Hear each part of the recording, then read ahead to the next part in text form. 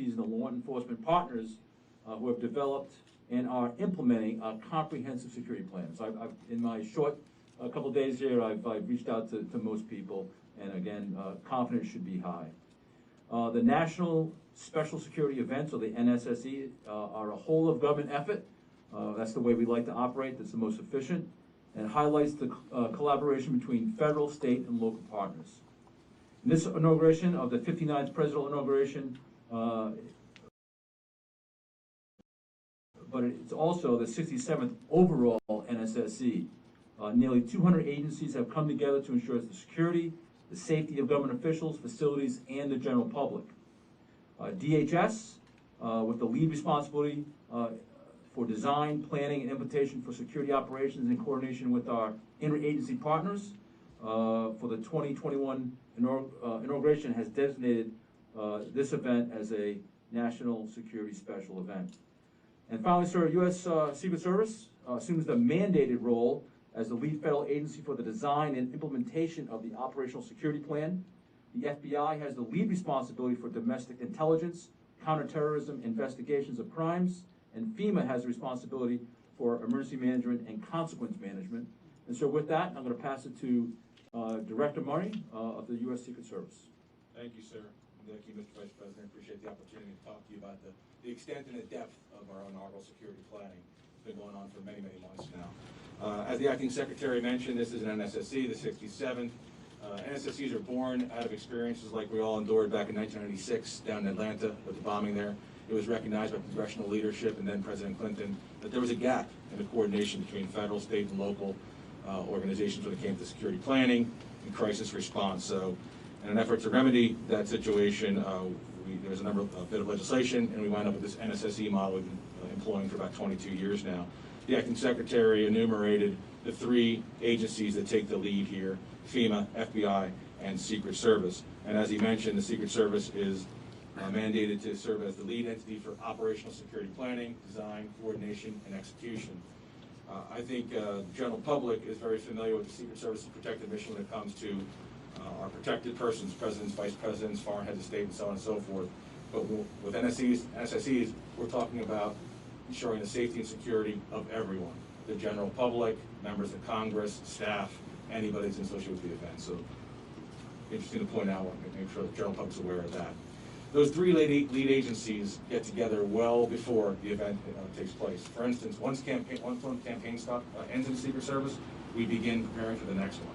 That includes getting ready for the next inaugural. So it's fair to say that we've been talking and thinking about this inaugural for more than 3 years now. Last May, those three agencies got together and they stood up what's called an executive steering committee, which serves as a unified command.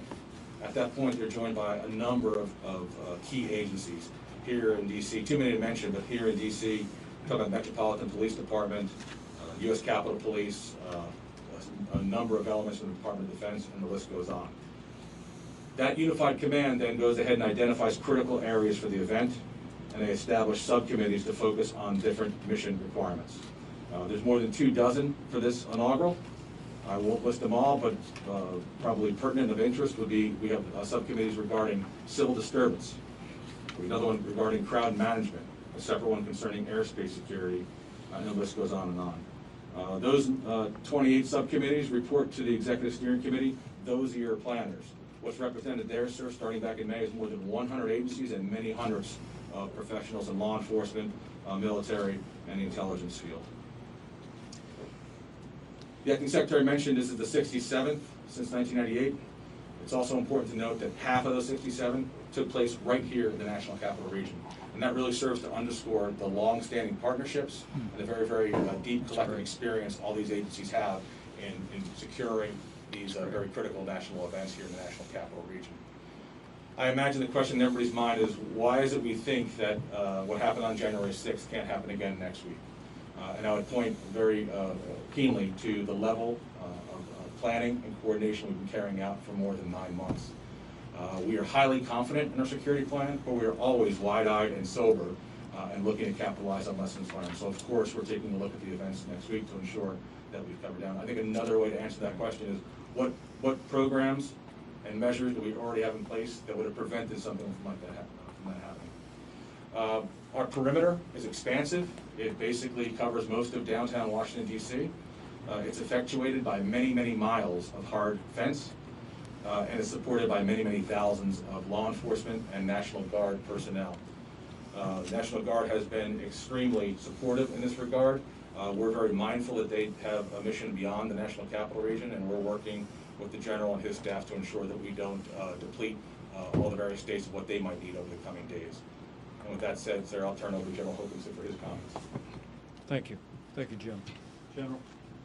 Thank you, Vice President Pence, for the opportunity to cover what our National Guard troops are doing in support of district and federal authorities and around the nation. Right now, we have approximately 7,000 National Guard soldiers and airmen on the ground in support of the federal lead agency, and we're building to 21,000 for the upcoming inauguration. They're under the command and control of Major General William Walker, the commanding general of the D.C. National Guard, and they're providing security, communications, logistics, and coordination with all supported agencies. For the safety of all involved, and in close coordination with the agencies we're supporting, our Guard members are armed and equipped commensurate with the missions they've been asked to do. This is what we do, and we're trained to do it. As always, our first priority is to protect people and property and the safety and well-being of our National Guard personnel and their families. I visit with these men and women every night, and they understand the importance of this mission. They are also proven, prepared, and proud to do their part to ensure a peaceful and safe inauguration of our 46th Commander-in-Chief.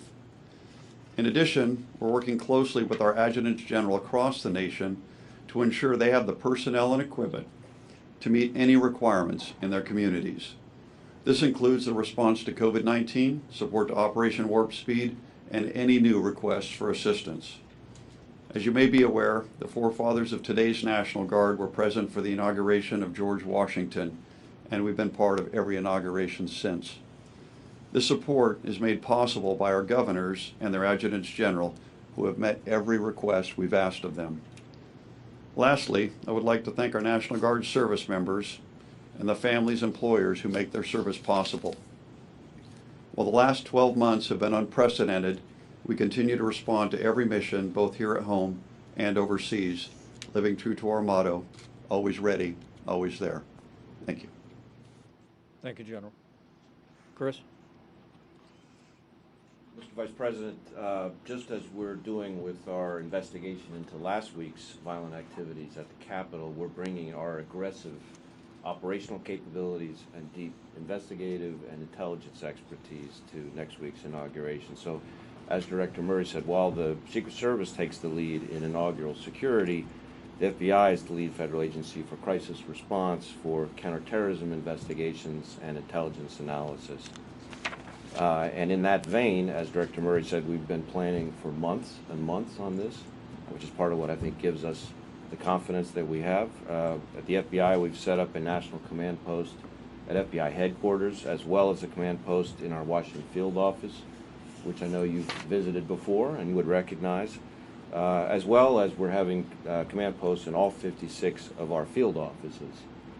Those command posts bring together personnel, not just from the FBI, but from across the government, to gather intelligence, to assess potential threats, to coordinate investigations, and to surge resources where needed. And they make it possible to share information in real time and allow our personnel to continually update those threat assessments. And those command posts are going to be running 24/7 through the inauguration and in some cases in the days to follow.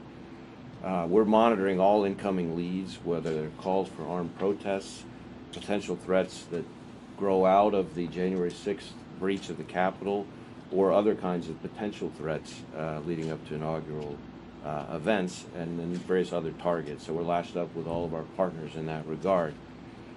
When we talk about potential threats, maybe I'll just say a word or two about that. We are seeing an extensive amount of concerning online chatter, I guess the best way I would describe it, about a number of events surrounding the inauguration. And together with our partners, we evaluate those threats and what kind of resources to deploy against them. Right now, we're tracking calls for potential armed protests and activity leading up to the inauguration. And the reason I use the word potential is because one of the real challenges in this space is trying to distinguish what's aspirational versus what's intentional. We're concerned about the potential for violence at multiple protests and rallies planned here in D.C. and at state capitol buildings around the country in the days to come that could bring armed individuals within close proximity to government buildings and officials. As you can imagine, the volume of information up there is significant, but we've been pushing that information as rapidly as possible to all of our relevant law enforcement and intelligence partners. And if we find that an individual poses a violent threat, then we and our partners will take advantage of every lawful authority and method we've got to disrupt any attempt or attack. Our posture is aggressive, and it's going to stay that way through the inauguration. So in that vein, we and our partners have already arrested more than 100 individuals for their criminal activities in last week's siege of the Capitol and continue to pursue countless other related investigations. And those help not only prevent those individuals from any effort to repeat that kind of activity, but also should serve as a very stern warning to anybody else who might be inclined to try to engage in that activity. But we're also taking other steps. You know, the American people may not hear about every disruption in the media and may not see the FBI's hand in everything we do, but they should be confident that there's an awful lot of work all across the country going on behind the scenes, out of the spotlight, where we're feeding relevant information to all of our partners so that they can harden targets as appropriate. And as I said, we're looking at individuals who may have an eye towards repeating that same kind of violence that we saw last week. I mean, from January 6th alone, we've already identified over 200 suspects. So we know who you are if you're out there, and FBI agents are coming to find you. My advice to people who might be inclined to follow in the footsteps of those who engaged in the kind of activity that we saw last week is stay home. Look at what's happening now to the people who were involved in the Capitol siege, wherever they scattered to, whether it was Memphis, Phoenix, Dallas, Honolulu. What they were finding is we've got FBI agents tracking them down and arresting them. And if I were those people, you don't want to be the ones that have FBI agents knocking on your door at 6 a.m. So anybody who plots or attempts violence in the coming week should count on a visit. So together with our partners here in the district and across the country, we're going to be doing everything we can to ensure a smooth transition of power in the days to come. This is a team effort, and I'm really proud of the team that you have assembled here. Well, thank you, Director Wray. Thank you for the FBI's aggressive posture on bringing to justice those who desecrated the seat of our democracy last week. And leaning into investigations about any potential threats surrounding our inauguration. I'm truly grateful to the men and women of the FBI. General Hokanson, let me also convey to you the gratitude I know of our entire administration and the American people for the citizen soldiers who are here in our nation's capital today and their families. I hope you'll convey to them just how proud and grateful the American people are for the work they have done and that the work they'll do in the historic days ahead. And to Director Murray, thank you very much. I know the U.S. Secret Service is in the lead, but you sharing that literally dozens and dozens of coordinated multi-agency events have taken place successfully, safely here in our nation's capital gives great encouragement to us and to any American that would be looking on today. And to the Acting Secretary, thank you for FEMA's role in all of this important work. And I look forward to a further discussion. But I want to say to each and every one of you, on behalf of the President and on behalf of the nation, to remain vigilant. The American people deserve a safe inauguration on January 20th, and I encourage you to convey to all of the members of your teams to continue to lean forward to ensure that we achieve just that. And I welcome the words of confidence. I think Secretary Gaynor, you said confidence is high, and The American people can be confident that our administration will continue to work every day between now and January 20th to ensure an orderly transition. And we'll continue to work with all of the agencies represented here and the tens of thousands of men and women that are working around the clock to ensure a safe inauguration for our President-elect, for our Vice President-elect, and for all of the American people. They deserve nothing less. And I thank you for your efforts. Thank you all.